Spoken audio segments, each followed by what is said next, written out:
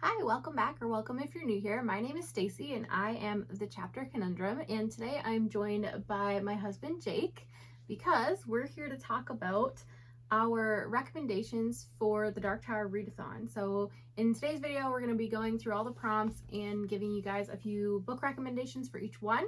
If you are interested in the readathon, it is not too late to sign up. So the readathon actually starts October 1st, but the deadline for sign up will be October 15th. So you can sign up to halfway through the month. And if you missed the announcement video with all of the rules and how the readathon will all work, there's a video over on Jake's channel of us talking about that. So I'll have that linked. And I'll also have all the readathon information linked down below in the description here as well. Sounds good. Yeah. You want to add anything to the intro? Nope. Let's get into it. All right, let's do it. Prompt number 1, the easiest of all. All things serve the beam, which is basically a free book or a mood read. Anything you read can count for this prompt. So any book. Yes, any book. We didn't mention in the intro, but the prompts do start out easier and then get more difficult as we go along. And if you watch the announcement video and you've seen like the scoring breakdown, you'll understand why. And you can't get any easier than this. Yeah. Free book, mood read, yeah, literally anything. So prompt 2 is The Wastelands, and that's to read a spooky book. And this is open to your interpretation, whatever is spooky to you. But some examples that we have of recommendations are pretty much like any book that King has written. Escape by Ian Rob Wright. It's one of my favorite short horrors. We've got Imaginary Friend by Stephen Chbosky. This is definitely a Jake recommendation. I did not love it so much.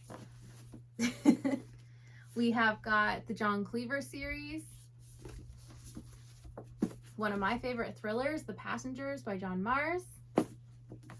And both of our favorite Riley Sager, I think, The House Across the Lake. All right, prompt number 3, the drawing of the 3. Read a book in any trilogy. So we've got examples such as The Poppy War. Any book in that trilogy can count. And then, of course, we've got King with Mr. Mercedes trilogy. Any book in that series can count. And then you also have mentioned Hot and Hammered. Yeah, by Tessa Bailey. So we just wanted to put that in there just to say, like, it's okay if it's not like a true series. It's okay if it's a companion series kind of thing. As long as it's a trilogy, you're good. So prompt 4 is Wizard and Glass, and that's to read a book featuring some kind of magic user. So like a witch, a wizard, a sorcerer, some kind of like fortune teller or prophesier, something like that. So a few examples we have here are the Dresden Files. Well, we don't actually own it, but Dresden Files would be a good fit for this. Definitely Mistborn is a good idea if you want to read a longer book. And then one of my favorite fantasy romance trilogies, it's a trilogy with the novella, is Rhapsodic by Laura Thalassa. That's book 1. It's the Bargainer series. In prompt number 5, we have Oi, Billy Bumbler, read a book with an animal companion, and this can be read throughout all genres, and including Cujo by Stephen King. Started out as an animal companion, yeah, and such. And then we have Green Rider representing horses. Yeah, definitely. Oh, you're dropping I'm throwing books. And we've got Robin Hobb representing wolves and dogs and all that such. We have the Bone Shard Daughter, which if you haven't read this, you'll figure out what it is. Mephi. Yes. So prompt 6 is There Are Other Worlds Than These, and this is just to read a book that's not set on Earth, but we will also say fantasy worlds are not Earth, even if they're Earth-like, so most fantasy books can count for this. But definitely some sci-fi recommendations we have are Project Hail Mary by Andy Weir and Children of Time by Adrian Tchaikovsky. Definitely not set on Earth. Yes. In prompt number 7, my personal favorite prompt, Jake. Read a Jake favorite. And basically this means anything on Goodreads that I've given at least 4 or 5 stars to, which is a crap ton of books, including some of my all-time favorite authors like S.A. Cosby, anything by him basically, including my favorite, Blacktop Wasteland. Most books by Haruki Murakami, including this one. And also one of my favorite trilogies, Sleeping Giants, The Themis Files by Sylvain Neville, definitely a favorite. Most books by Stephen Graham Jones, including My Heart is a Chainsaw. And basically anything Lisa Jewell writes because she's amazing, including this one. This is the best one, though, I will say. Yes. Yeah. So prompt 8 is Katet, and that's to read one of our Discord buddy reads that are happening. and we have a ton of them. There's a full list pinned in our FAQ channel, but some of the recommendations Jake has handy are October Country by Ray Bradbury. That's our Ray Bradbury book club pick for October. We're up to Age of Death in the Legends of the First Empire read along. We have Extreme Makeover by Dan Wells as our Thrill, Chill, or Kill pick for October, so our thriller horror book club. And then you and Ian are starting a Stephen King book club where you guys are going to be reading Under the Dome in October. Prompt number 9 is You Have Forgotten the Face of Your Father, which is to read a book featuring a dysfunctional family. And there's lots of those around all genres, including these books. My favorite, Song of Ice and Fire. Any book in that series can count. Yep, for sure. And we also have The Push by Ashley Aldrain. Very dysfunctional in a very disturbing way. Yep. And Baby Teeth, also very dysfunctional, but in a more fun way, I guess. I don't know if I'd call that a fun way. It was fun. And then also we have Taylor Jenkins Reid. A lot of her books have dysfunctional families, including this one for sure. Yeah. So prompt 10 is The World Has Moved On, and this is to read a book with either a dystopian, cataclysmic, or post-apocalyptic setting or event. And we have several examples of that. We have The Stand by Stephen King. We have The Hunger Games by Suzanne Collins. We have Extreme Makeover by Dan Wells again. So if you are slotting your thrill, or you have something else slotted into the buddy read, you can slot that here easily. A couple that we don't own physically are The Leftovers and The Fifth Season. And prompt number 11 is Eddie. Read a book featuring a brotherhood or bromance. And a couple of things that we have are The Lies of Locke Lamora, one of my personal favorite bromances in any genre. We also have Blood Song, which is a personal favorite of Stacy's by Anthony Ryan. And then a couple that we don't own, Greatcoats, The Outsiders, which is one of your favorites, and what is this, Bromance Book Club? Yeah, it's a romance series by Alyssa K. Adams. Okay, I guess that it has bromance in the title. Yeah. And there's definitely some bromance. So prompt 12 is The Wind Through the Keyhole, and that's to read a short story, novella, collection, or some kind of anthology. And a few recommendations we have for that are Night Shift by Stephen King, The Last Witch. The Last Wish. Sorry. Wish. The Last Wish by Andrzej Sapkowski, and Tough Voyaging, or Tough, yeah. Tough Voyaging, right? Yeah, I was thinking Voyager, but no, it's Tough Voyaging by George R. R. Martin. Also, just wanted to mention that you can technically read The Wind Through the Keyhole for this prompt. Yeah, even though it's not really a traditional collection, it's like a bunch of stories within stories or something. We'll count it. We'll allow it. Okay. And prompt number 13 is Randall Flagg. Read a book that's part of a larger universe, aka a companion novel. And some books that can counter this is basically anything in the Cosmere series. This is like a random Stormlight novella. And then most Stephen King books, or all of them, depending on who you ask, can count, especially Salem's Lot. Yeah, you got the Kingverse. Yeah. And then we have Taylor Jenkins Reid. I think her last 4 published novels are basically all in the same extended universe. Yeah, they do have Easter eggs for each other. But they don't spoil each other. Yeah. And we have John Mars. I'm pretty sure the one that you have fits. I have no idea if this is in the one universe. Some of his novels are and some of them aren't. I did not look it up in advance, but definitely John Mars is a thriller author to watch out for that. Yeah. And then we have the Massverse, so apparently all of her books kind of fit in the same extended universe. Yeah, so Sarah J. Maas, they're all in the same extended universe. And one of your favorites, Mark Lawrence, Broken Empire and Red Queen's War, kind of in the same universe, I guess. Yeah, they're on different ends of the same world. There you go. So prompt 14 is The Dark Tower, and that's to read an author's magnum opus or their most popular work.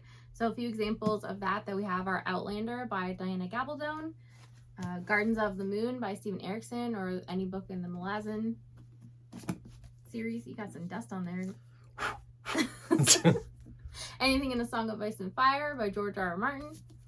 Definitely, there's a lot of things that can work for this. And if you want to include, because all these are series, but there are authors who have standalone magnum opuses, such as The Best Book of All Time, East of Eden by John Steinbeck. If you ask Ian anyway. Yeah, I don't agree with that. All right. Prompt number 15, Roland the Gunslinger. Read a book with the main character that's either an anti-hero or morally gray. And we've got a ton of examples here in all different genres. Hang on. Before we get into that, You get to explore my favorite subgenre of fantasy, grimdark. Pretty much any grimdark can count. There you But go. there are lots of other examples too. Including The Gunslinger by Stephen King. We have Red Rising by Pierce Brown. Meh. Don't ban my favorite series or one of my favorite series. And we also have The Hammer by KJ Parker. Hang on, I'm throwing books. So those are all fantasy, sci-fi, SFF. But we got a couple thrillers here. We've got The Wife Upstairs by Rachel Hawkins. Pretty much her only good book, in my opinion. But You by Caroline, wait, is it? Caroline Kepnes. Yeah, I always want to say Carolina. No, it's just Caroline. Caroline Kepnes. Joe Goldberg is awesome, and you should read it. So prompt 16 is Song of Susanna, and that is to read a book that somehow relates to music. So there are definitely different ways you can interpret this, and we'll go ahead and tell you about those as we give some examples. So first recommendation, we have The Long Walk by Stephen King. So any King book can count for this prompt because he plays an instrument in a band. So Yes. This relates to music, being like the author is musical. Whether or not he's actually good or not at music, but he does play music. Yeah, he does. So next example, we have Drums of Autumn. So you've got a musical word in the title here. The best musical instrument. According to Jake. We've got Daisy Jones and the Six by Taylor Jenkins Reid, and this follows a fictional band. So music in the plot. There you go. We have Drums, Girls, and Dangerous Pie by Jordan Sonnenblick, and this obviously there's drums involved in the book, but also the main character plays an instrument and is involved in his school band, so definitely music there. There's also drumsticks on the cover, so musical instrument on the cover. Oh yeah, that too. And then you've got Beast by... Well, I don't care who the author is, but it's about John Bonham, the greatest rock and roll drummer ever. Yeah. And this fits, like, it's a musical memoir. There's a musician on the cover. There's a drums on the cover, so it fits. Drums on the cover? There's a drums. Okay. Look at the drums. Yeah, so another example could be Part of Your World by Abby Jimenez. Definitely Part of Your World is song lyrics, if you know the Disney song, for sure. We're not going to sing it because No. that's copyright stuff. We're not getting in Disney's. We're just not going to do it. Yeah, but anyway, you can use song lyrics in the title of a book too. Prompt number 17 is Crimson King. Read a book featuring corrupt royalty or leadership. And you can definitely, I mean, a lot of people would kind of see this as more sci-fi and fantasy, but we've got other examples. But that definitely just lots of fantasy books. Like, yeah, lots of, we're not going to show you all of them, but there's lots of them. But we also have Carrie, which definitely this is kind of a corrupt parent, guardian leadership. Yeah. Carrie's mom is definitely a bit much. Yeah. And we also have Guild, and I'll let you explain that one. Well, this is a loose King Midas retelling, and obviously if you know the myth of King Midas, he's associated with greed, so definitely some corruption in leadership there. Okay. And then we also have Escape Room by Megan Golden. And this definitely has some corrupt, I guess, bosses. Yeah. You would say? Or corporations. Yeah, corporate stuff. And then you also wrote down Lisa C. Oh, yes. So Lisa C. writes historical fiction, and the vast majority of what she writes is set in communist China and goes into corruption that's happening within the government in those time periods. So definitely a lot of her historical fiction could work there. Okay. So prompt 18 is Wolves of the Kala, and this is to read a book featuring a kidnapping, and we will also extend this to like a pet napping, an adult napping. Basically, it's a situation where someone or something really important is napped. Yes. And some examples we have of this are Misery by Stephen King. An author is basically kidnapped. And held against his will, yeah. Yes. We have The Couple Next Door. This is a thriller that basically opens very early on with a kidnapped baby. Mm-hmm. We have The Final Strife by Sarah El-Arifi, and the premise of this is essentially some babies from different classes are like taken and swapped so that royal blood can be raised in the lower class, so that when they have the competition to determine leadership next, they can enter these royal, like, high class kids that have experience so that future leadership can be better, sort of thing.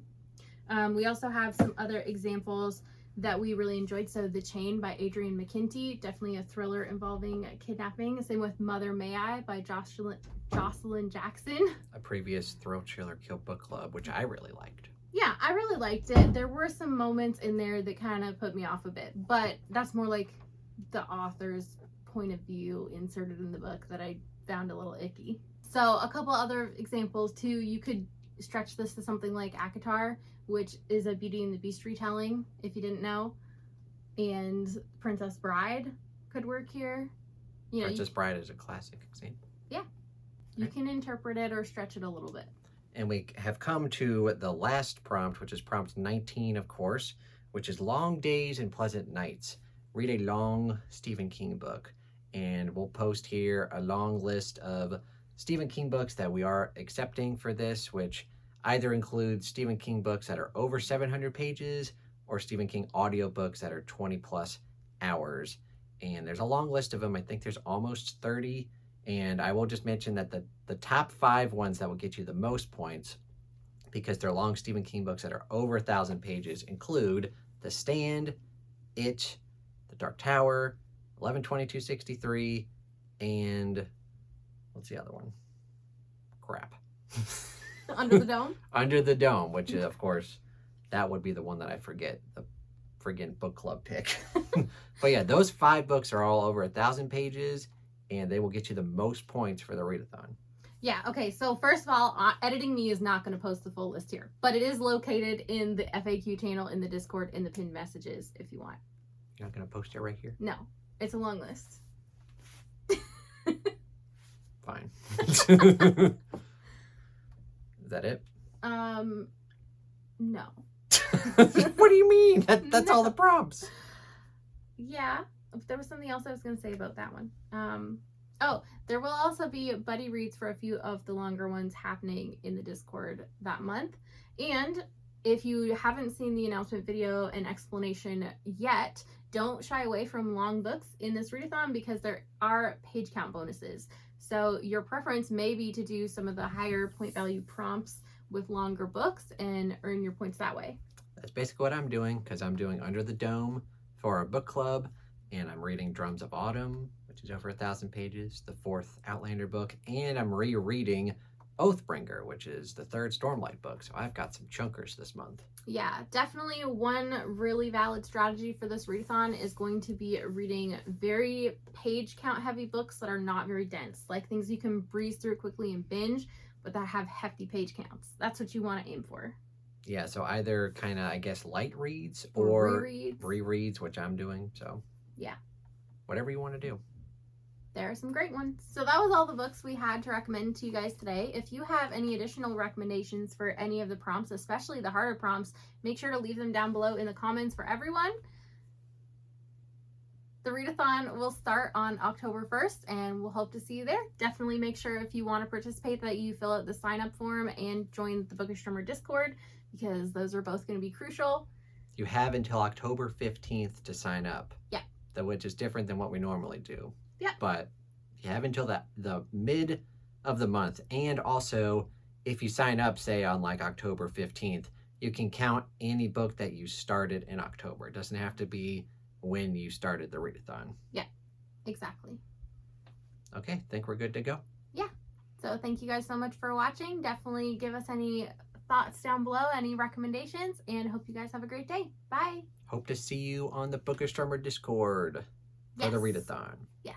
Or just on the Discord, even if you're not going to do the readathon. But it'd be cooler if you did. Bye.